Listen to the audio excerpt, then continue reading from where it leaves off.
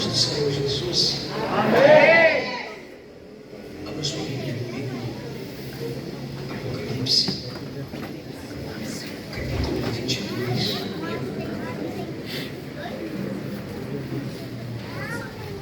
Apocalipse, capítulo 22.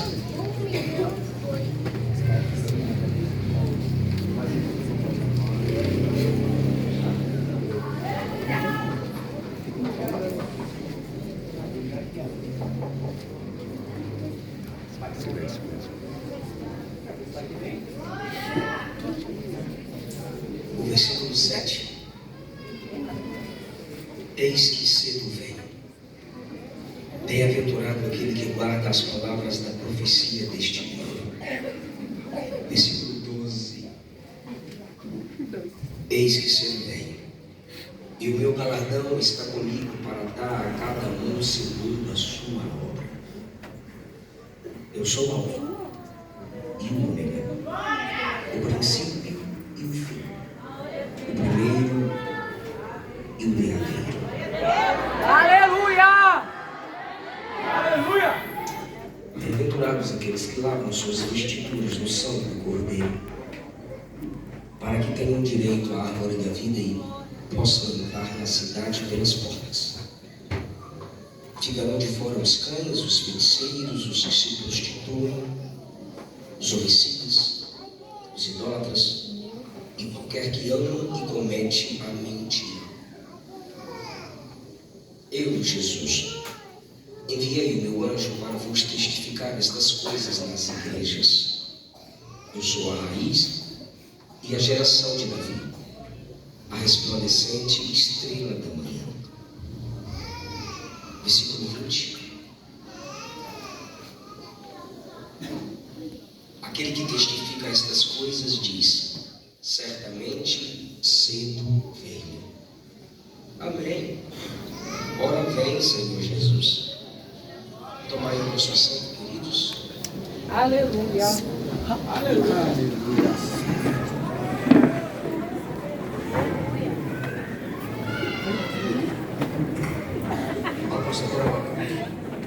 Sua esposa missionária Maria, muito obrigada pela oportunidade que me é dada a servi-los, como também servir aqueles que Deus lhes tem confiado, aos coordenadores, o evangelista Jonas Plácio, a mãe Delci, Tiago Vitor.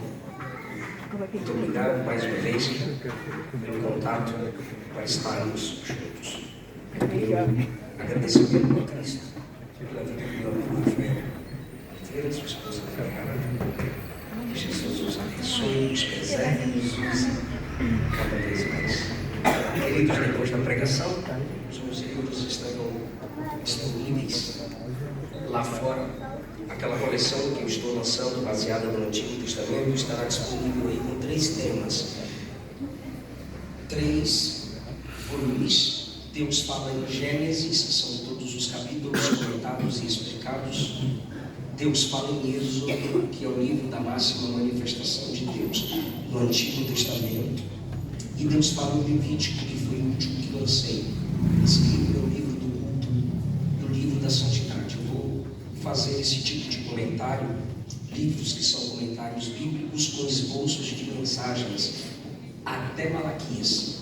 Se você comprar esses 3 ainda hoje, você consegue me acompanhar e a gente vai estudando juntos aí até Malaquias. Eu lancei um livro para liderança, Princípios da Liderança de Josué. Eu mostro nesse livro que para cada tempo Deus tem um tipo de liderança estabelecida. Isso precisa ser respeitado e a capacidade precisa ser buscada em Deus, que são as características de Josué. Ele lidera diferente de Moisés, sem perder o respeito por Moisés. Tem um livro que minha esposa lançou, voltado ao público feminino, Entre Elas e Deus. Eu perguntei por que esse título, Entre Elas e Deus. Ela falou que é para ninguém se intrometer. Entre Elas e Deus. O último livro que lancei com minha esposa para casais. Nesse ano completaremos 16 anos de casados. O título do livro é Eu, Você e Deus. Princípios eternos para um casamento sólido e duradouro. No site, cada livro custa entre 70 a 80 reais. Eu venderei cada livro a 50 reais. Se você quiser adquirir, procure-nos depois da pregação. Eu quero falar com vocês aqui em Apocalipse 22 sobre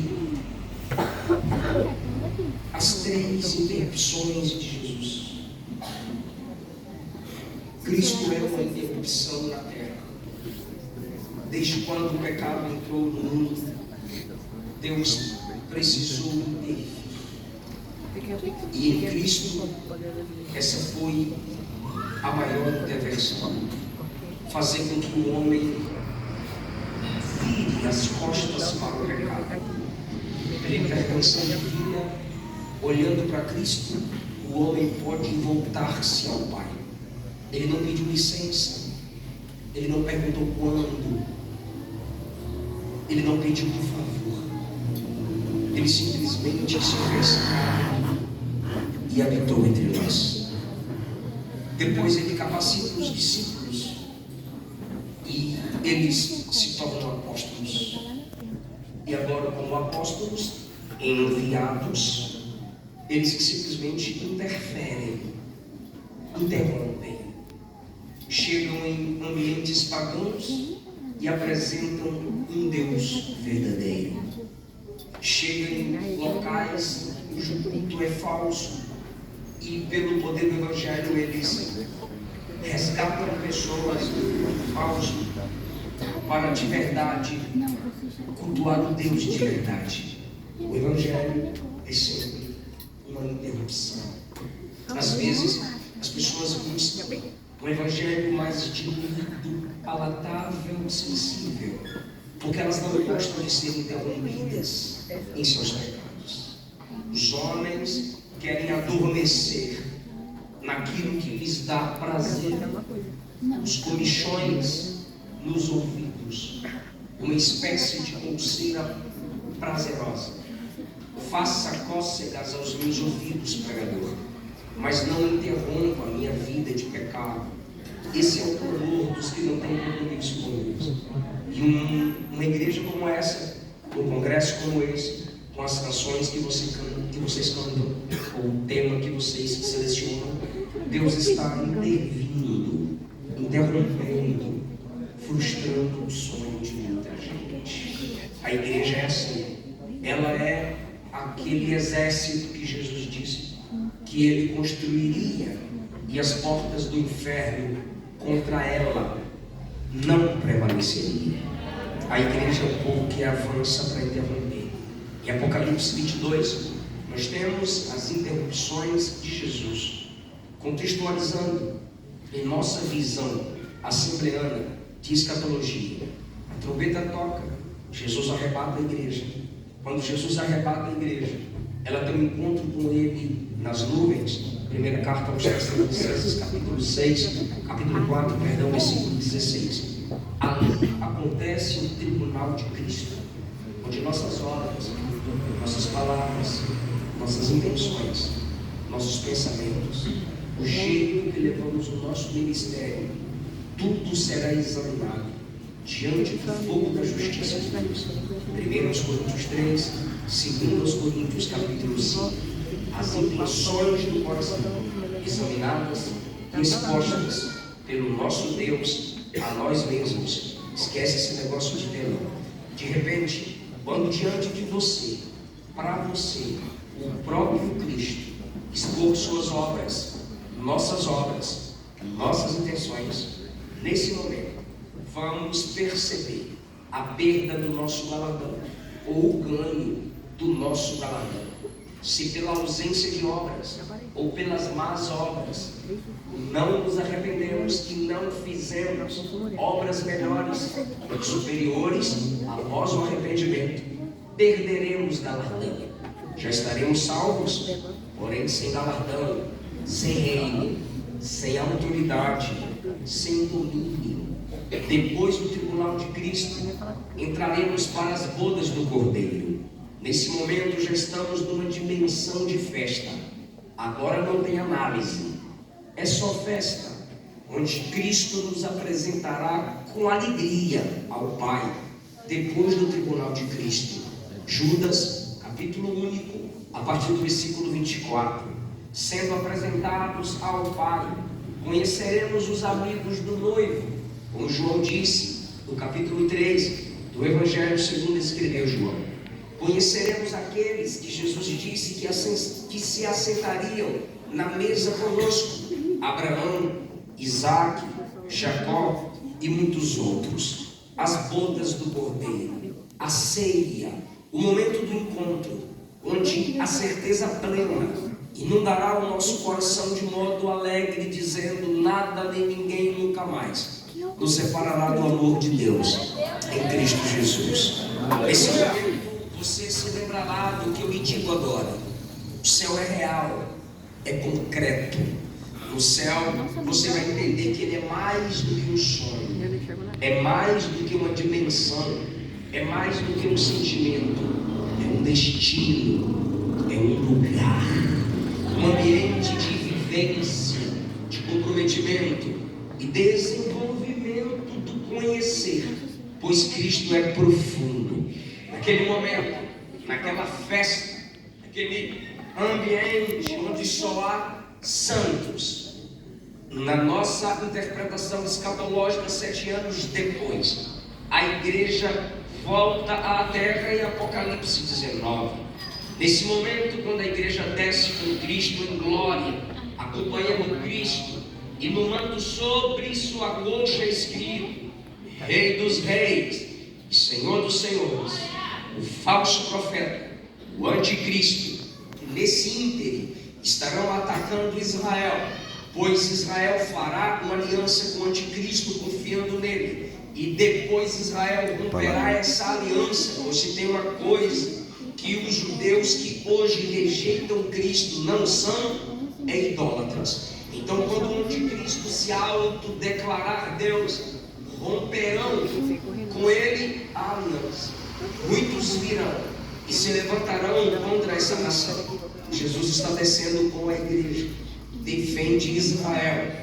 Nesse momento, Israel, depois de tanto clamar e ver Cristo descer, se submete, se prostra. O anticristo, o falso profeta, são vencidos e aprisionados. Vem o julgamento das nações. Agora vem o milênio, Apocalipse 20. Satanás está preso, e durante 1000 anos a igreja que desceu com Jesus estabelece um reino nessa terra. A igreja que hoje em muitos países e em muitos ambientes é desprezada, só ela reinará com Jesus nessa terra. Durante esse período de 1000 anos, as pessoas que não se levantaram contra Israel e que se submeterem ao governo da igreja vão conhecendo tanto o Cristo da igreja quanto a igreja de Cristo, e o diabo está preso. Só que mesmo assim, nesse período de 1000 anos, as pessoas aumentarão sua estimativa, seus anos de vida, mesmo a igreja reinando, mesmo um ambiente tão bom, quando todas as coisas estão sendo restauradas nesse processo milenar, muitos ainda rejeitarão a mensagem da igreja. Será a última chance de Deus às nações. Deus deu uma chance aos homens através de Noé, pregando e construindo a arca. Os homens não deram ouvido. Deus deu uma chance a Sodoma e Gomorra, não deram ouvidos. Deus nos deu mais uma chance, enviando Israel ao mundo. Muitas nações rejeitaram. Ele nos deu mais uma chance, enviando seu filho para morrer em nosso lugar. Muita gente ainda rejeitou.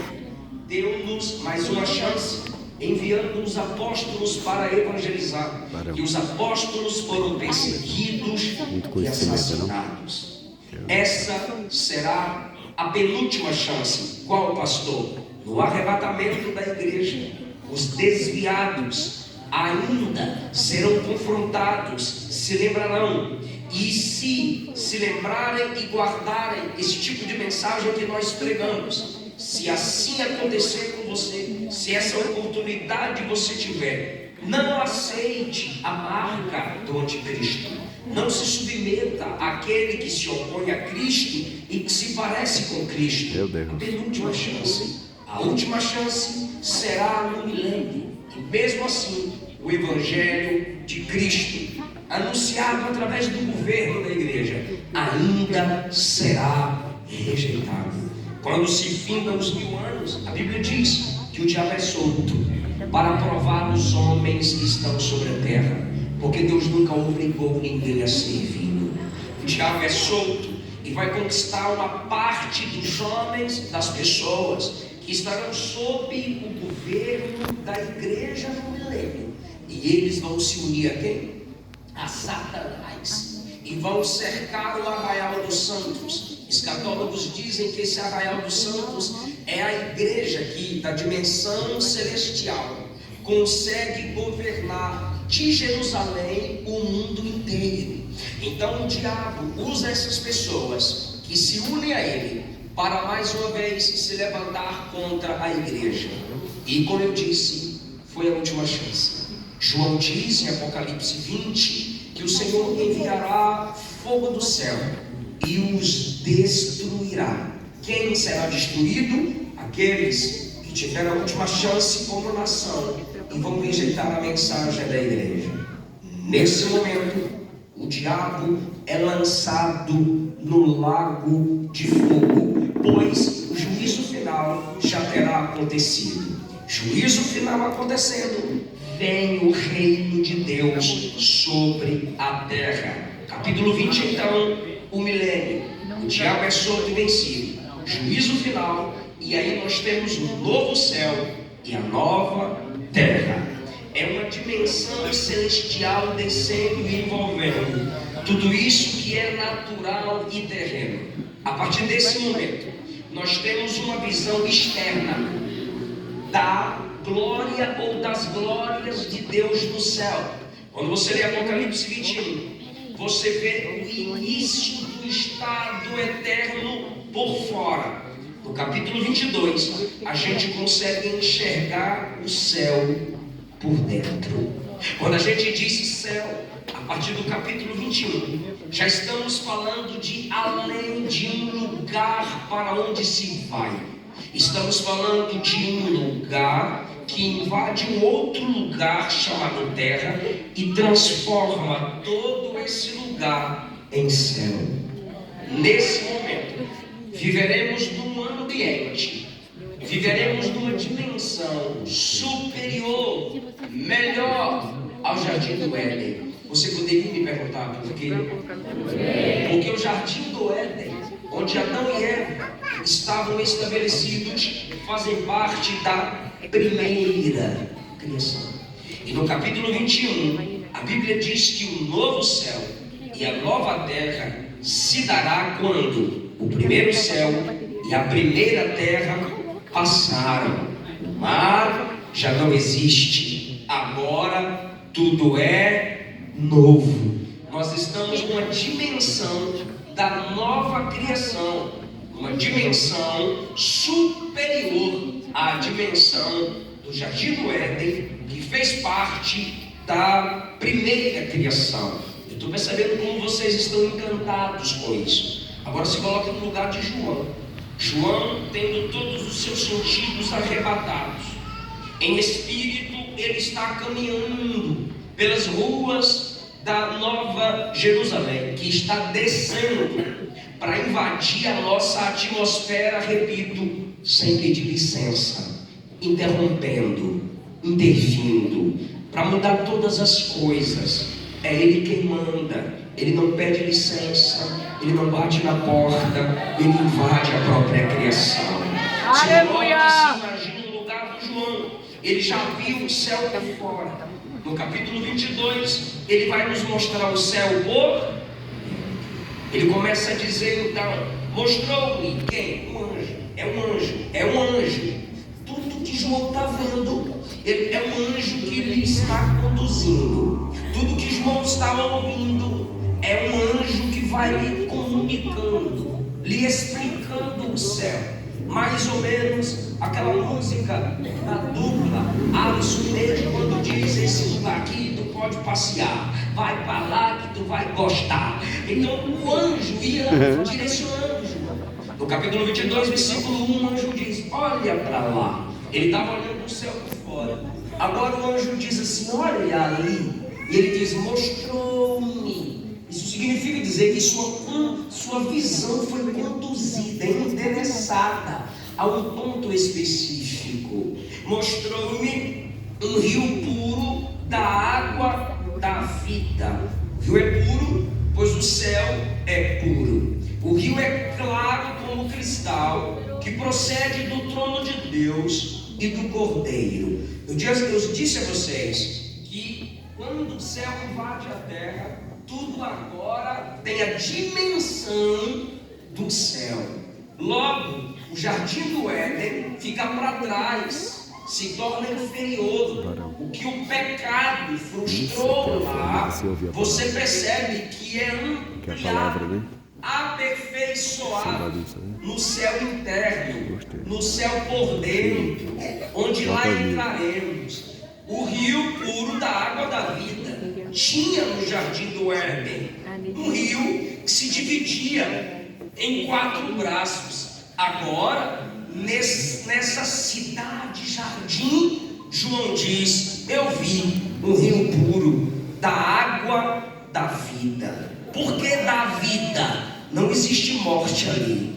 Claro como cristal. Por que claro como cristal? Lá não tem máscara, lá não tem disfarce, é tudo cristalino, que procedia do trono de Deus e do Cordeiro, diferente do jardim do Éden. Se você já leu Gênesis 1, 2 e 3, você vai perceber o que eu falo até no meu livro. Deus fala em Gênesis, lembrou agora fazendo propaganda de novo. Quando você lê Gênesis 1, 2 e 3, você percebe o seguinte: o Senhor Deus, capítulo 1.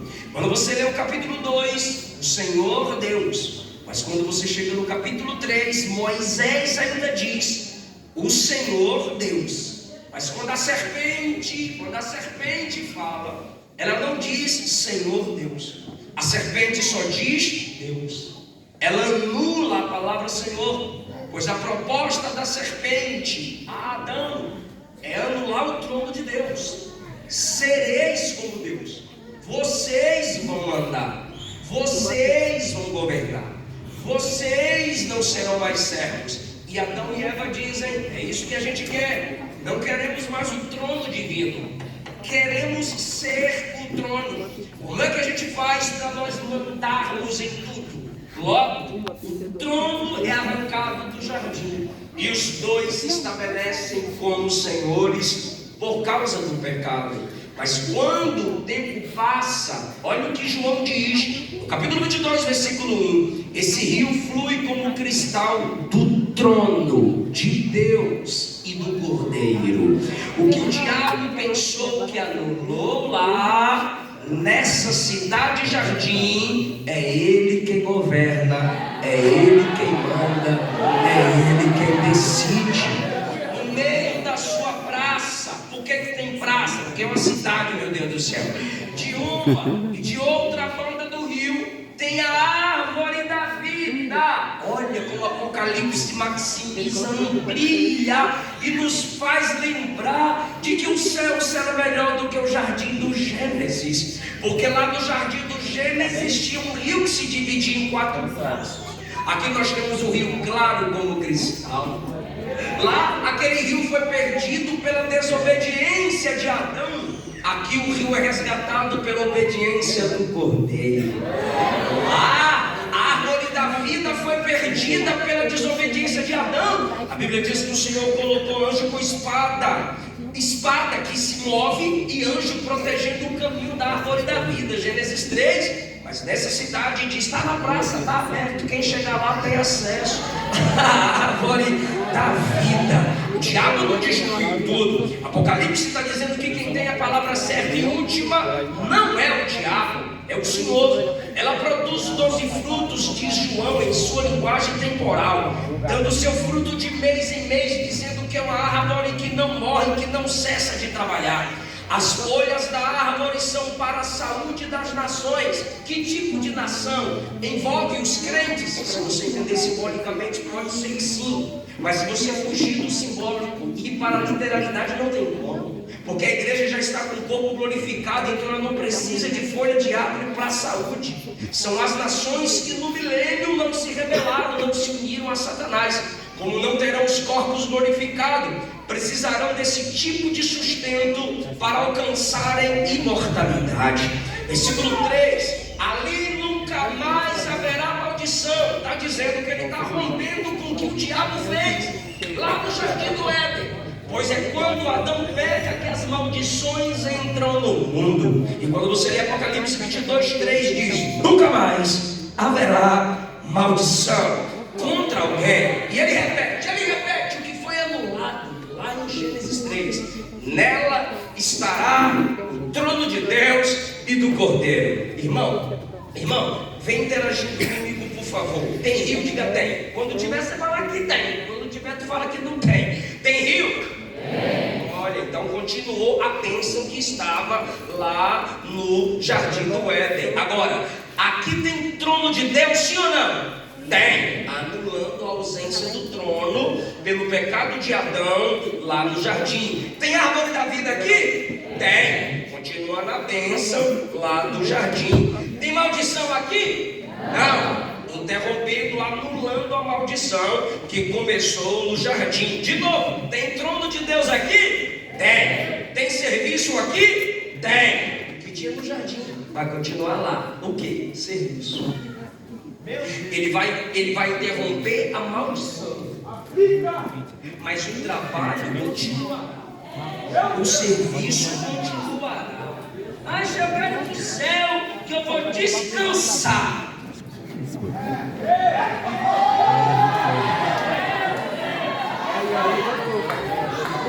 Você vai descansar da maldição do pecado. Você vai descansar desse suor.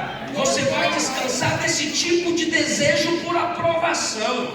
Você vai descansar de sentir a dor da calúnia, da rejeição, porque lá não haverá maldição, mas serviço vai ter. Agora, para quem que vai ter serviço? O texto diz: os seus servos. Só vai servir lá. Aleluia! Quem já serve. Faz nada, esse texto. Meu Deus, é o preguiça. Há uma grande probabilidade de quem diz que o céu é só para descansar nem lá chegar, porque não é servo. Seus servos servirão. Aleluia! Jesus não te chamou para esquentar banco de igreja. Cantor, pregador, que daqui a pouco para casa eu vou. Não, aqui ninguém é tão cheio que tenha tudo e ninguém é tão vazio que não tenha nada. Cada crente aqui tem algo a fazer. A Bíblia diz em Apocalipse 13 que a igreja servia ao Senhor. Aí ela destaca: tinha mestres e profetas. Será que eram só os mestres e profetas que serviam? Não, a igreja só pelo fato de se reunir para cultuar já está servindo. Porque o significado da palavra culto é serviço e encontro. No serviço a Deus, nos encontramos com os irmãos. E no encontro com Deus, servimos uns aos outros. Eita, meu Deus, aleluia. Isso é tudo. E infelizmente, assim como vocês enxergam muita coisa aqui na tribuna e às vezes saindo e falando mal de nós, a gente também vê muita coisa feia daqui de cima. E uma das coisas que a gente observa é que tem crente que está no ambiente pentecostal, meu Deus do céu, e não consegue se alegrar. Não consegue levantar a mão. Não consegue dizer um amém. Ainda chama de mal educado alguém que dá glória a Deus alto do lado. Aí é você que não faz barulho no ambiente de lá. Protocolo não se muda, protocolo se adapta. Aqui é lugar de cultuar.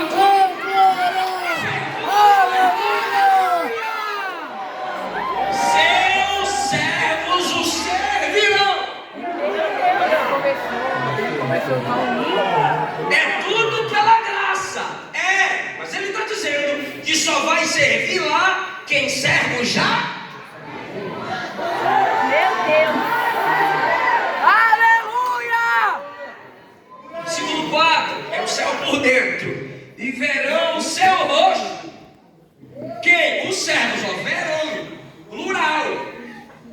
Se o termo é plural, ele está continuando o trabalho dos servos. O rio é um, a árvore é uma, a praça é uma, o trono é um. Quando entra o plural nos servos, seus servos o servirão. Aí então continua falando sobre as bênçãos dos servos no céu por dentro. E eles, os servos, serão tão próximos dele que verão o seu rosto. Meu Deus, vai no rosto. Seja sincero, não me estressa não. Tu já se imaginou chegando no céu e vendo Davi? Davi. Quando chegar no céu, eu quero ver Davi. Paulo, quero ver Paulo. Daniel, o cara que orava 3 vezes ao dia. Dorcas, irmãs, Dorcas, Marta, Maria. Tem católico que não gosta de mim, mas para mim Maria é a maior mulher da Bíblia. Maria, as irmãs vão querer ver a Mel. Maria, vai ser maravilhoso ver esse povo. Agora, imagine ver a face de quem nunca tocou. Meu Deus!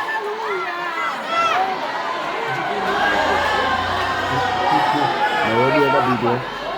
A face de quem nunca mentiu, nunca falhou. Tem gente que ainda não se alegrou, vou te dar mais uma chance. Se eu vir apenas Paulo, vou continuar do mesmo jeito. Se eu vir Abraão, vou continuar do mesmo jeito. Mas 1 de João 3 diz que quando eu ver Jesus, o meu corpo terá a mesma glória do corpo.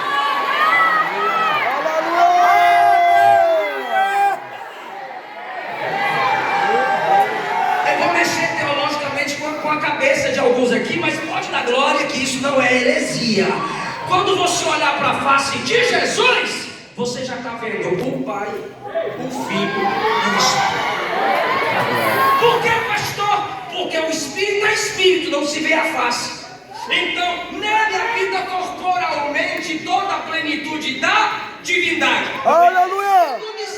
É que quando chegar no céu, você não vai ter três deusezinhos. Cadê o Pai? Cadê o Filho? Cadê o Espírito? O que esse texto está dizendo é que toda a plenitude do Pai e do Espírito vai estar aí. Aleluia, Deus! Aleluia! E verão o seu rosto. Aleluia!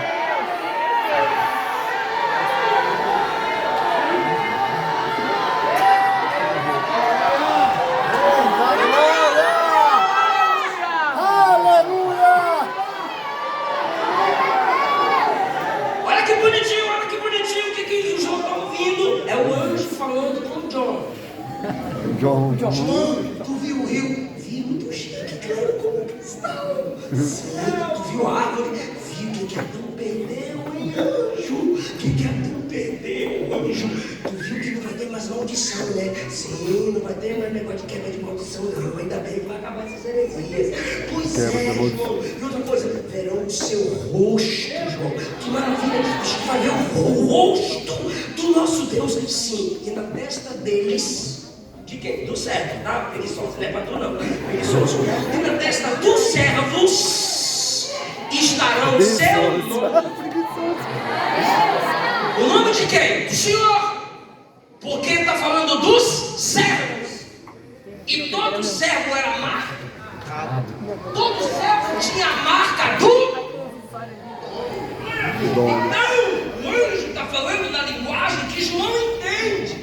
Seus servos verão o seu rosto, pois os escravos da terra não tinham tanto acesso ao seu Senhor, mas os escravos, os servos, os tolos do Espírito de Deus terão acesso ao seu Senhor, terão intimidade, e eles terão uma marca, uma identidade, assim como os adoradores da besta terão sua marca dizendo: eu pertenço a Satanás. Os santos têm uma marca de Deus.